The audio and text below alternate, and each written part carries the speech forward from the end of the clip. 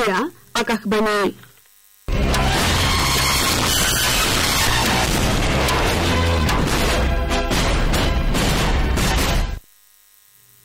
বাতৰি পঢ়িছো দীক্ষিতা শৰ্মাই এতিয়া প্ৰধান বাতৰিসমূহ হ'ল ইউনেস্কো আজি চৰাইদেউ নিৰ্মাণ ক্ষেত্ৰক সাংস্কৃতিক শিতানত বিশ্ব ঐতিহ্য ক্ষেত্ৰৰূপে ঘোষণা কৰে দেশৰ কৃষি ৰপ্তানি আৰু আমদানি সামৰ্থ্য শক্তিশালী কৰি তোলাৰ উদ্দেশ্যে জৱাহৰলাল নেহৰু বন্দৰত ভাৰতৰ প্ৰথমটো সংহত কৃষি ৰপ্তানি সুবিধা প্ৰদান কৰা হ'ব কাৰ্গিল বিজয় দিৱস উপলক্ষে ৰাষ্ট্ৰপতি প্ৰধানমন্ত্ৰী গৃহমন্ত্ৰী আৰু প্ৰতিৰক্ষা মন্ত্ৰীৰ শ্ৰদ্ধাঞ্জলি জ্ঞাপন ধাৰাসাৰ বৰষুণৰ পাছত মুম্বাইত বতৰ স্বাভাৱিক অৱস্থালৈ অহাৰ পৰিপ্ৰেক্ষিতত আজি মুম্বাইবাসীৰ দৈনন্দিন জীৱন যাত্ৰা পুনৰ স্বাভাৱিক হৈ পৰিছে আৰু পেৰিছ অলিম্পিক 2024 আজি স্বেইন নদীৰ পাৰত মুকলি অনুষ্ঠানৰ জৰিয়তে শুভাৰম্ভ হ'ব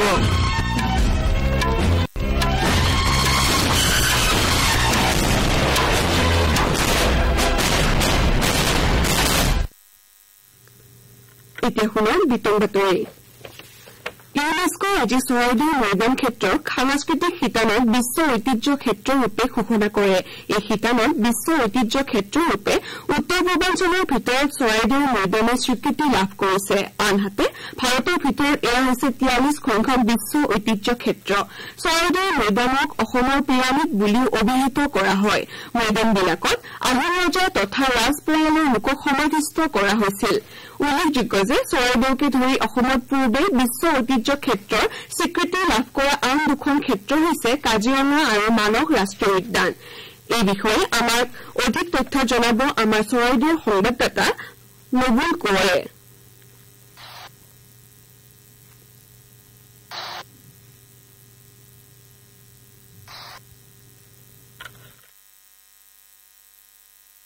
চৰাইদেউ মৈদাম ক্ষেত্ৰই লাভ কৰিলে বিশ্ব ঐতিহ্য ক্ষেত্ৰৰ স্বীকৃতি অসমবাসীৰ বাবে আজি এক ঐতিহাসিক দিন চৰাইদেউ মৈদাম ক্ষেত্ৰই আজি লাভ কৰিলে বিশ্ব ঐতিহ্য ক্ষেত্ৰৰ স্বীকৃতি আজি এই ভাল খবৰটো লাভ কৰাৰ পিছতে উৎফুল্লিত হৈ পৰিছে অসমবাসী আতচবাজি ফুটুৱাই ঢোলে ডগৰে আনন্দ উৎসৱ উদযাপন কৰে অসমবাসী ৰাইজে এই ভাল খবৰ লাভ কৰাৰ পিছতে চৰাইদেউ মৈদাম ক্ষেত্ৰত উপস্থিত হৈ বিভিন্ন দল সংগঠনৰ বিষয়ববীয়াৰ লগতে অসম চৰকাৰৰ কেবিনেট মন্ত্ৰী যোগেন মহন প্ৰথমবাৰৰ বাবে ভাৰতত অনুষ্ঠিত হোৱা ইউনেস্কোৰ 46 সংখ্যক অধিৱেশনৰ আজিৰ দিনটোত চৰাইদেউ মৈদামক বিশ্ব ঐতিহ্য ক্ষেত্ৰ হিচাপে স্বীকৃতি প্ৰদান কৰা হয় ভাৰতকে ধৰি বিশ্বৰ 195খন দেশে অংশগ্ৰহণ কৰিছে এই অধিৱেশনত আহোম ৰজা আৰু ৰাজ পৰিয়ালৰ লোকসকলৰ সমাধি ক্ষেত্ৰ চৰাইদেউ মৈদাম ক্ষেত্ৰই ইউনেস্কোৰ বিশ্ব ঐতিহ্য ক্ষেত্ৰৰ তালিকাত স্থান লাভ কৰাৰ পিছতে 600 বছৰীয়া আহোম ৰাজত্বৰ ইতিহাসে অন্যতম এক মাত্ৰা লাভ কৰিব এতিয়াৰ পৰা বিশ্ব পৰ্যটন মানচিত্ৰত জিলিকি থাকিব চৰাইদেউ মৈদাম ক্ষেত্ৰ চৰাইদেউৰ পৰা মই নবুল কোঁৱৰ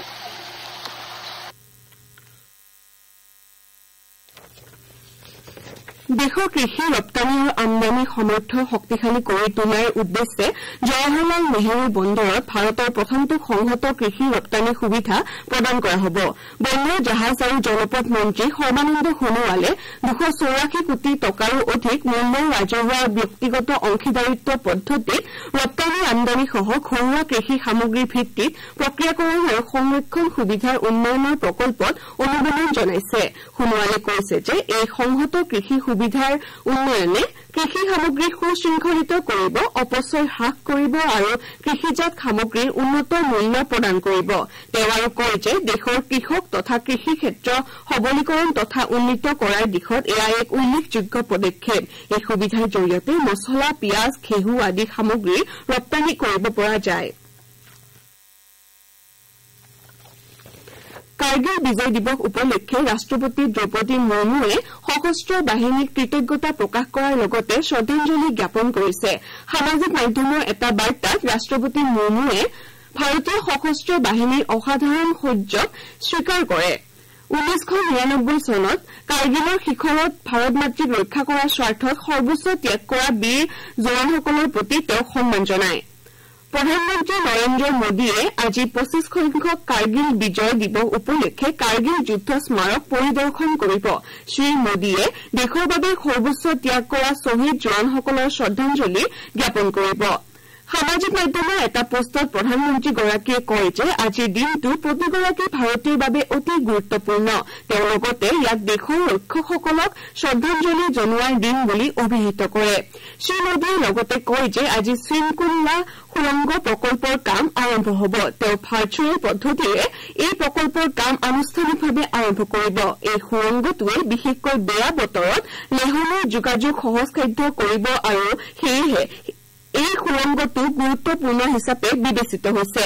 4.1 কিলোমিটাৰ দৈৰ্ঘ্যৰ এই সুৰংগটো নিমু পাদুম দাৰচা পথছোৱাত প্ৰায় 15,800 ফুট উচ্চতাত নিৰ্মাণ কৰা হ'ব আৰু এই সুৰংগটোৰ জৰিয়তে যিকোনো বতৰতে লেহলৈ সহজসাধ্য যাত্ৰা কৰিব পৰা যাব।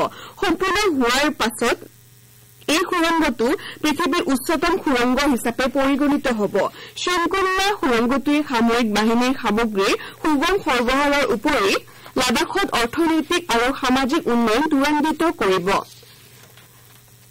প্ৰতিৰক্ষা মন্ত্ৰী ৰাজনাথ সিঙেও কাৰ্গিল বিজয় দিৱস উপলক্ষে শ্বহীদ জোৱানসকলৰ প্ৰতি শ্ৰদ্ধাঞ্জলি জ্ঞাপন কৰে।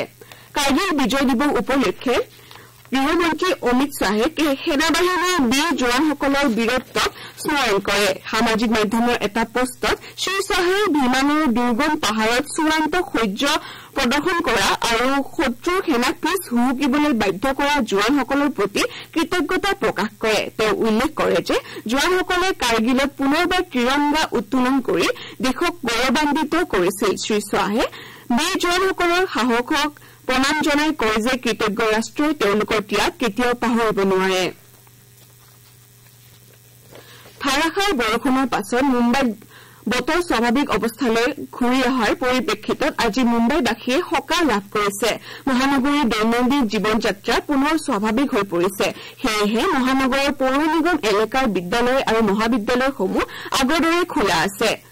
মুম্বাই পৌৰ নিগম কৰ্তৃপক্ষই অভিভাৱকসকলক শৈক্ষিক প্ৰতিষ্ঠানসমূহ বন্ধ হোৱা সংক্ৰান্তীয় কোনো ধৰণৰ উৰা বাতৰিত ভুল নাযাবলৈ আৰু শৈক্ষিক প্ৰতিষ্ঠানসমূহৰ কৰ্তৃপক্ষৰ সৈতে যোগাযোগত থাকিবলৈ আহ্বান জনাইছে।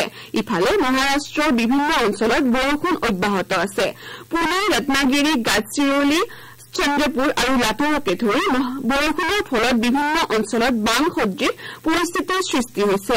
পুনে আৰু কাষৰীয়া ঠাইসমূহ মুষলধাৰ বৰষুণৰ ফলত বেয়াকৈ ক্ষতিগ্ৰস্ত হৈছে। ৰাষ্ট্ৰীয় ঘাইপথত যাতায়াতৰ সমস্যাৰ সৃষ্টি হৈছে।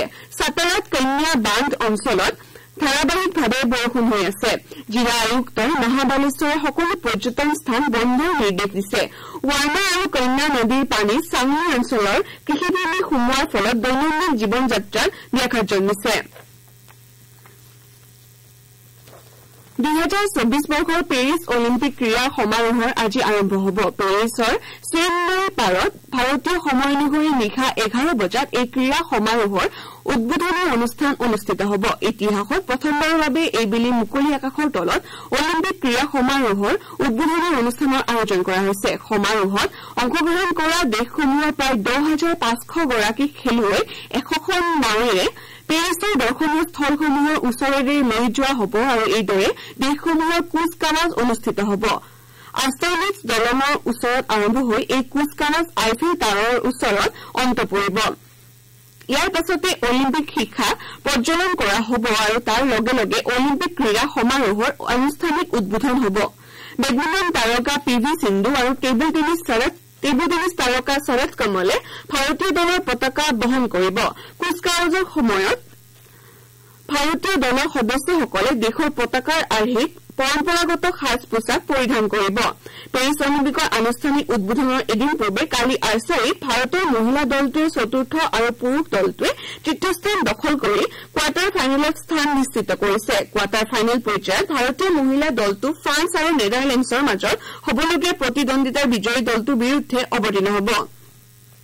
অসমৰ বক্সাৰ লাভলীনা বৰগোহাঁয়ে আজি বিয়লি প্ৰথমখন খেলত অৱতীৰ্ণ হ'ব। বাতৰি শেষ কৰাৰ পূৰ্বে প্ৰধান বাতৰিসমূহ পুনৰ এবাৰ। ইউনেস্কোই আজি চৰাইদেউ মৈদাম ক্ষেত্ৰক সাংস্কৃতিক শিতানত বিশ্ব ঐতিহ্য ক্ষেত্ৰৰূপে ঘোষণা কৰে। দেশৰ কৃষি ৰপ্তানি আৰু আমদানি সামৰ্থ্য শক্তিশালী তোলাৰ উদ্দেশ্যে জৱাহৰলাল নেহৰু বন্দৰত ভাৰতৰ প্ৰথমটো সংহত কৃষি ৰপ্তানি সুবিধা প্ৰদান কৰা হ'ব।